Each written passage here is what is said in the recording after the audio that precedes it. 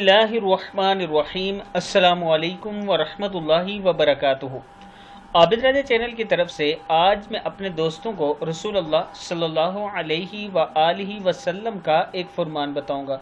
उससे पहले मैं अपने तमाम दोस्तों से गुजारिश करूंगा कि इस वीडियो को आपने आगे ज़रूर शेयर करना है। तो शुरू करते हैं। बिस्मिल्लाहिर्रहमानिर्रहीम।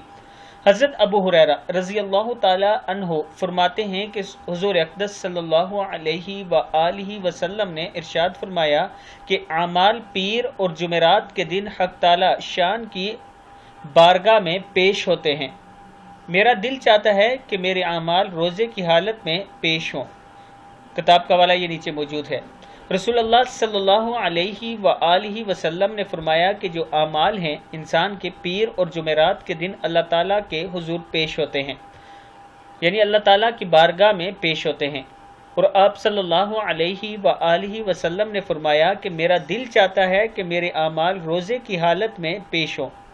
इस वीडियो को आप दोस्तों ने आगे ज़रूर शेयर करना है और पीर और जुमेरात के दिन रोज़ा रखने की कोशिश किया करें, ये सुन्नत है। अस्सलामु अलैकुम वरहमतुल्लाहि वबरकातुहू।